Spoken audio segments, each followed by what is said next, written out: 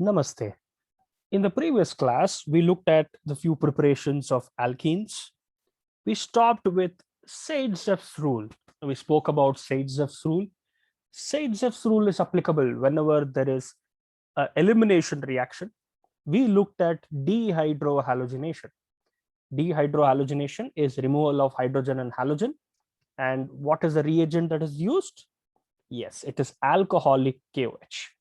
When alcoholic KOH is used to react with an alkyl halide, depending upon the nature of the alkyl halide, whether it's a symmetrical alkyl halide or whether it's an unsymmetrical alkyl halide, Sage-Jeff's rule's applicability will be looked. If I start with a symmetrical alkyl halide, Sage-Jeff's rule is not applicable because the hydrogen that is removed from the beta carbon can be removed from either of the beta carbons, giving you the same product. Whereas when you start with an unsymmetrical alkyl halide and then react it with alcoholic KOH, Sage-Jeff's rule comes into picture. We get two products because there are two carbons which are different from which hydrogens can be removed. Two alkenes are obtained. Sage-Jeff's rule is used to find out which is the major alkene. And we said the alkene that has more number of substituents around the carbon-carbon double bond will be the major alkene, and the other one with lesser number of substituents around the carbon-carbon double bond will be the minor alkene. This is Sage-Jeff's rule. We explained Sage-Jeff's rule with an example, and I also asked you to practice this a lot of times to ensure that you are ready with Sage-Jeff's rule. Today, we'll continue further with the preparations. The third preparation that we will be trying to understand is dehalogenation of vicinal dihalide. Now, in the previous case, we looked at dehydrohalogenation. We said whenever you have the prefix de in chemistry, it signifies removal. Here also I have de, but what is there after that? Halogenation, that is removal of halogens. So in the previous example, it was dehydrohalogenation, which meant there is removal of hydrogen and halogen, whereas in this case, it is dehalogenation, which means it is removal of halogen of vicinal dihalide. So he talks about a dihalide, and which dihalide is that? It is vicinal dihalide. Now, what do you mean by vicinal dihalide? Let's talk about vicinal sometime later. Let's talk about a dihalide. As the name itself indicates, the prefix is di. Di means there are two halogens. So dihalide is an alkyl halide which contains two halogen atoms. So if I have to look at an example here, so this is a compound which has two halogen atoms. The reagent that is used for preparation is zinc in alcohol. So zinc in alcohol behaves as a dehalogenating agent. It removes halogens.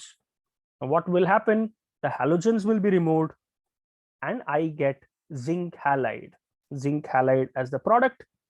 And in place of the halogens, we have a double bond coming in between the carbon atoms to satisfy the valency. This is an alkene. So this is the general reaction. So this is your vicinal dihalide. Okay, so vicinal dihalide upon dehalogenation, the presence of zinc in alcohol gives us an alkene upon removal of zinc halide. Now let's understand some basics. What is meant by a vicinal dihalide? So let's understand. Let's consider two similar carbon systems like this. In the first case, let me add both the halogens on the same carbon. You're able to see that? Both the halogens are added on the same carbon. In the second case, I had both the halogens on the different carbons. Both of these are dihalides because there are two halogen atoms there. Halogens on the same carbon atom means geminal. If halogens are on the same carbon atom, then such a dihalide is called as a geminal dihalide. On the other hand, halogens on adjacent carbon atoms indicates that it is vicinal. So therefore, this dihalide is called as a vicinal dihalide. So this will give you a clear picture as to what is a geminal dihalide and who is a vicinal dihalide. So let's take an example. This is ethylidene dichloride. Now this is the common name. Now, whatever name is mentioned here is ethylidene dichloride. Can you guess the IUPAC name looking at the structure? What is the root word? Yeah, root word is eth. Okay, I think most of you have got the name. It is 1,1 dichloroethane. So you would have got this name, most of you, 1,1 dichloroethane. This is a vicinal dihalide. The common name is ethylene dichloride. Now you look at the difference in the common names. Ethylidene dichloride is geminal. Ethylene dichloride is vicinal. What will be the IUPAC name of this? Yeah, both the halogens are on the adjacent carbon atoms, so it will be 1,2 dichloroethane. Clear? So very, very important for you to remember, because in your competitive examination, you will have ethylidene dichloride, ethylene dichloride, which will be used. So if it is 1,1 dichloroethane or 1,2 dichloroethane, it's easy for you to understand and guess the structure. But if they give you ethylidene dichloride and ethylene dichloride, you will have to find out which one is geminal, which one is vicinal. So make it a point to remember ethylidene dichloride is geminal dihalide. Ethylene dichloride is vicinal dihalide. Okay, so let's look at an example of dehalogenation of vicinal dihalide. I'm starting from ethylene dibromide or 1,2 dibromoethane in the presence of zinc in alcohol. So what will happen? Both the halogens will be removed as zinc bromide. To satisfy the valency, one of the bonds shifts to give us ethylene or ethene. Let's take one more example. This is propylene dichloride or 1,2 dichloropropane. What would be the product when it reacts with zinc in alcohol? Yeah, so it will be propene. So zinc in alcohol, both the halogens will be removed as zinc chloride, and propylene or propene will be our product. Okay. Let's look at the fourth one. Pretty important one. Dehydration of alcohol. Fourth one is dehydration of alcohol. Now you're coming across a lot of words with the prefix D. Clear? And once again, I'm repeating it. Prefix D indicates removal. So what is being removed here is what we need to look at. Now this word is something that's pretty common, that you've used a lot of times extensively. You would have come across that. Dehydration. So you already by now know what the meaning of this is. Dehydration is nothing but removal of water. So dehydration is removal of water. Dehydration of an alcohol. So I start with an alcohol and remove water. So this is an alcohol.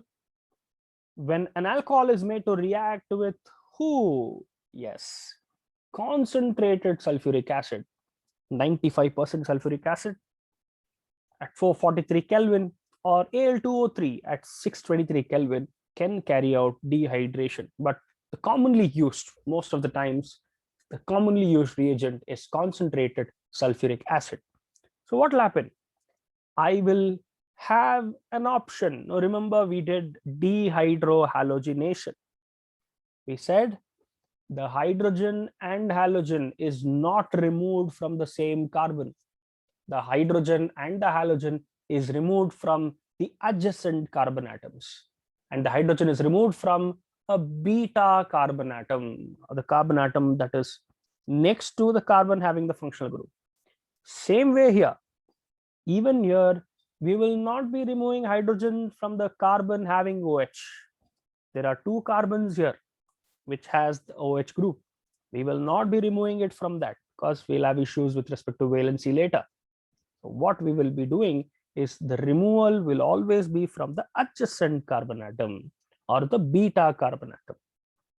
So hydrogen from the beta carbon, which is highlighted in blue there, and OH will be removed as water. So since there is removal of water, we call this reaction as dehydration. Upon dehydration, satisfying the valency, I will have a carbon-carbon double bond formed, yeah, giving us an alkene. So this is the general reaction. Let's take an example. This is ethyl alcohol. C2H5OH is ethyl alcohol. When this is made to react with our reagent, dehydrating agent, concentrated sulfuric acid, what do you think might happen? So here it is pretty straightforward. The carbon with 3 hydrogen atoms, CH3, that's the beta carbon, and 1 hydrogen from that will be taken away along with OH to be removed as water. If it is removed as water, what do you think is the final product? Yes, final product will be ethene. So let's understand how it works. So I said the hydrogen that is marked in blue here is my beta hydrogen, and OH from the alpha carbon will be removed as water. And to satisfy the valency, there is migration of electrons to give us ethene or ethylene. Let's take one more example. Isopropyl alcohol or propan-2-ol. Now, when you looked at the previous case, ethyl alcohol, you had only 1 beta carbon. The product was pretty straightforward, ethene. Whereas in this case, you have 2 beta carbons, correct? So this is my alpha, this is my beta, and I'll call the other one as beta dash. This is quite similar to what we studied in dehydrohalogenation, where we understood Zaitsev's rule, right? Whenever there's a possibility for hydrogens to be removed from 2 different beta carbons, there is a possibility of getting multiple products. But we also said one more thing, right? If the alkyl halide was symmetrical, the product will be the same.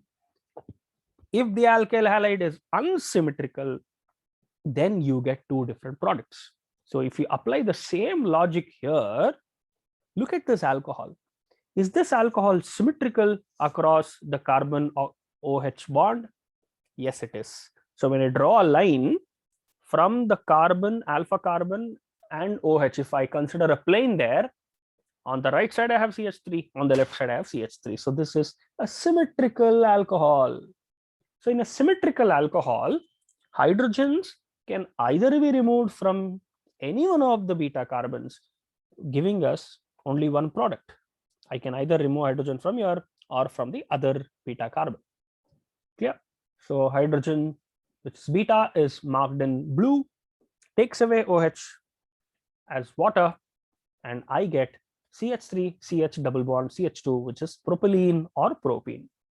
Now you can clearly understand, if the hydrogen would have been removed from the other carbon, from this carbon, CH3, I would still have got propylene or 1 propene. So that's the reason why we do not get multiple products. We do not get more than 1 product when we start with a symmetrical alcohol. Let's try to take an example where, okay, so before the assignment, I want you to carry out dehydration starting from butan-2-ol. So I want you to start from butan-2-ol. By the way, this is your homework. Start from butan-2-ol or isobutyl alcohol and carry out dehydration. Now, you would have realized by now, if you know the structure of butan-2-ol, that it is not symmetrical, it is unsymmetrical across the carbon OH plane. Since it is unsymmetrical, there are two different beta carbons. One carbon will have 3 hydrogens, the other carbon will have 2 hydrogens. Now, the ones who are able to understand and comprehend the structure will be able to imagine whatever I'm telling. The ones who do not know the structure will be wondering what is Sir talking. So that's important. That's the reason it's important to ensure that you know the nomenclature. And you will be able to clearly understand when you do this reaction as homework. So butan-2-ol is unsymmetrical.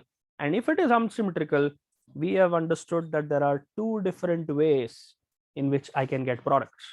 And I get two different products. Apply Seitzeff's rule and then identify which is the major alkene and which is the minor alkene. So that's your homework for the day. All right, so let's do some simple exercises now. I want you to match the entries of list 1 with appropriate entries of list 2. So what is there in list 1?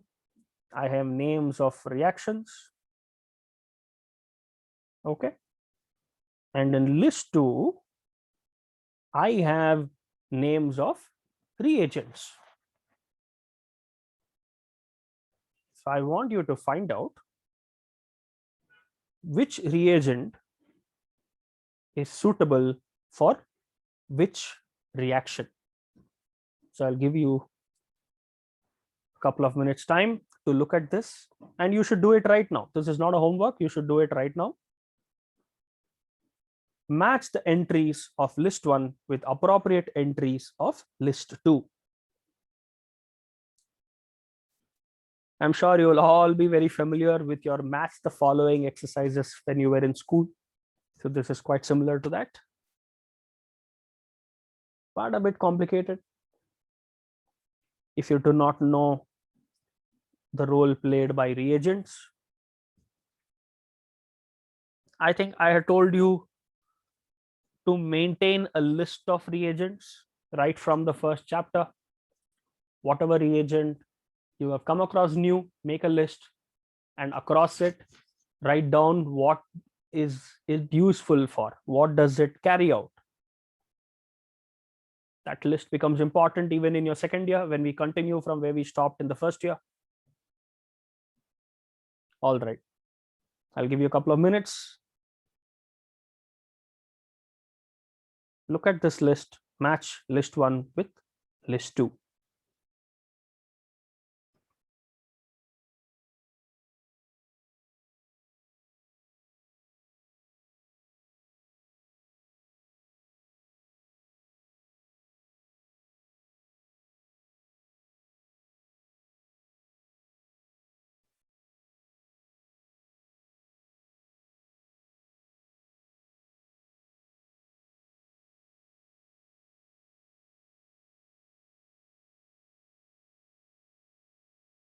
Done?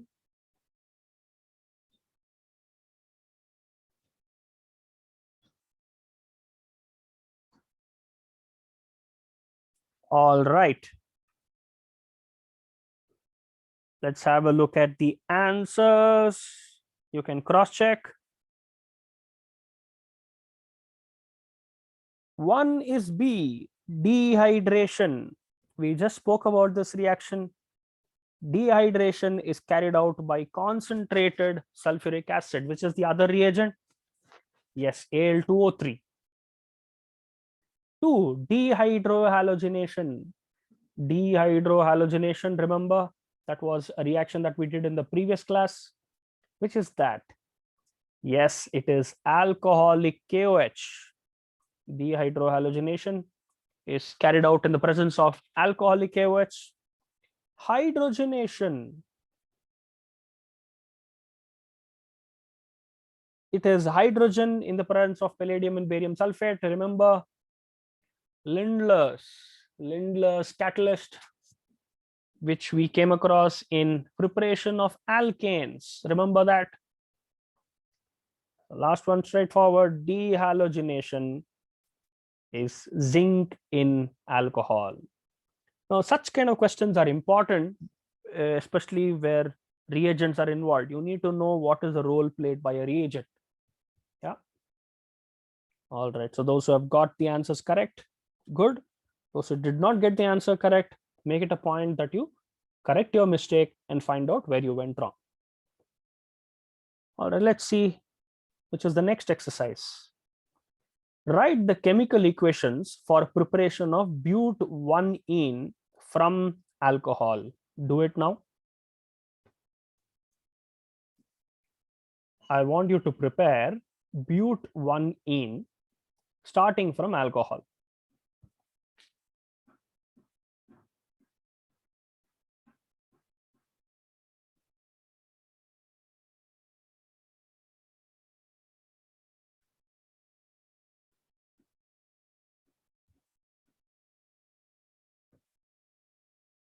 You would have guessed by now that the homework that I gave you is actually this question. Whatever homework I gave you is actually this question, but asked in a different way. I gave you the starting compound and asked you to go ahead find out the reaction. Whereas in this case, he is giving you the final product. From the final product, he is asking you to write the reaction. Go ahead, do it. I'll give you a couple of minutes time.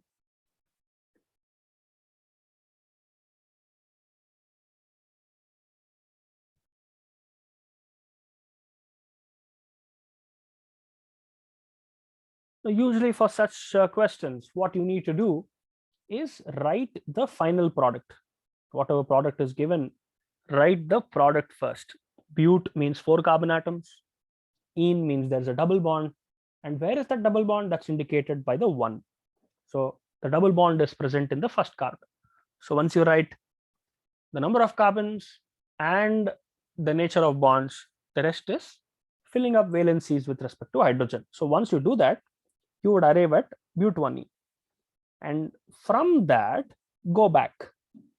So this is called as reverse engineering. Go back, starting from an alcohol. So how do you get an alkene from an alcohol? We just saw that you need to carry out dehydration, removal of water.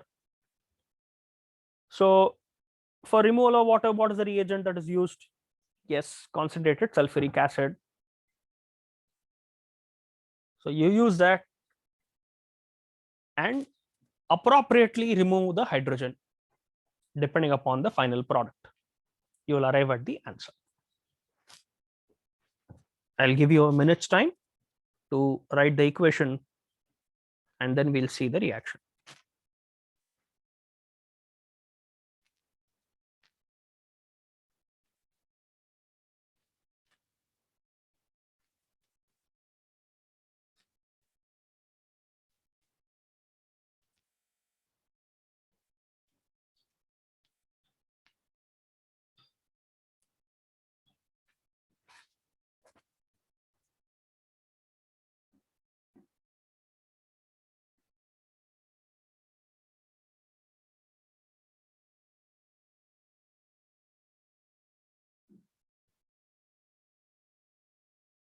Done? All right, so let's do it. So you start with 1 butanol. You start with 1 butanol with sulfuric acid. The beta hydrogen is removed, which is highlighted in blue. OH is also removed as water. You get 1 butene. You can also get one butene starting from 2-butanol, which is also called as isobutyl alcohol, which was what I gave you for homework. So starting with that, I want you to carry out the reaction that was for homework, whereas this is a simple reaction where we just prepared one butene. There's one more homework, not a homework, do it right now. I want you to prepare the same butene, butanene. Yeah, this is butanene. Prepare butanene starting from alkyl halide, not from alcohol, but starting from alkyl halide. Do it. It should be pretty straightforward now once you understood the previous equation. Go ahead, write the equation.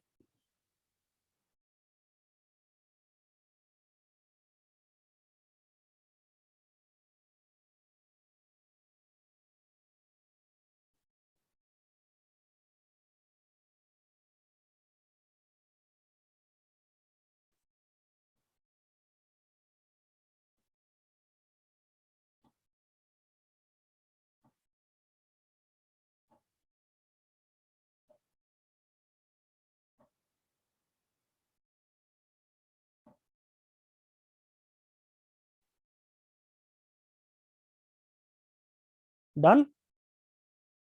Yeah. So you need to start from 1-bromobutane.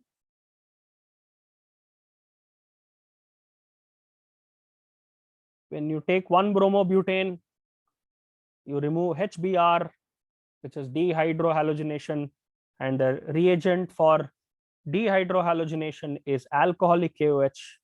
You get 1-butene. So pretty straightforward, just like the previous case. In the previous case, you had 1-butanol where you had OH in the first position, whereas here you have Br in the first position.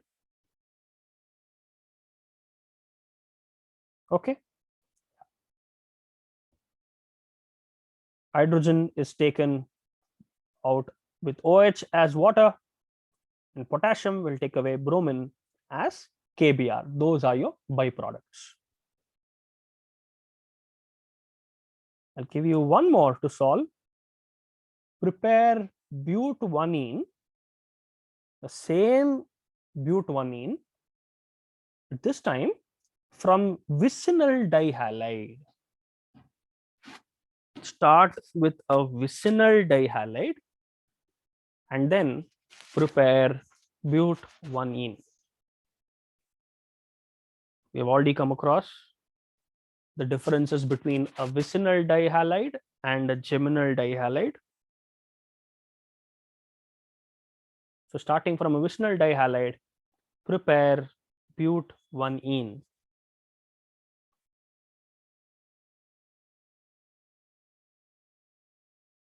Should be easy now that you have understood the previous two. Go ahead, do it.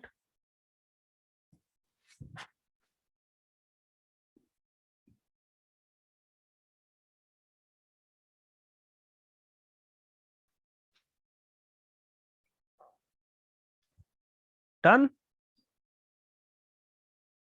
All right, let's look at the answer. So this is butanene. For butanene, I need to start with this 1,2 dibromobutane. Since the bromines are attached to adjacent carbon atoms, this is my vicinal dihalide. We need zinc in alcohol because we are removing halogen. So dehalogenation. So dehalogenation requires zinc, alcoholic KOH. Zinc will take away both the halogens as zinc bromide, and you arrive at 1-butene. Clear? Let's solve a few MCQs before we end today's class. Reagent used in dehydration of aliphatic alcohols is what? Sulfuric acid, Al2O3, both A and B. Option D is aqueous KOH.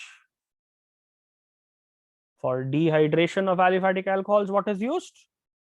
Yes, we have used concentrated sulfuric acid. We have also used Al2O3. So therefore, option C, both A and B is your answer. Reagent used in dehalogenation of di or tetrahalogen derivatives of alkanes is what? The animation brought back the answer. Zinc in alcohol is what is the reagent used for dehalogenation. All right, so that's it from today's class. I've given you a homework. Isobutyl alcohol. Start from isobutyl alcohol. Apply Seitzeff's rule. Write the equation and find out which is the major product and which is the minor product. So that's your homework for the day. We'll stop here today's class. The next class will continue further with alkenes because we need to still look at their properties. All right. So thank you so much. Until the next class. Namaste.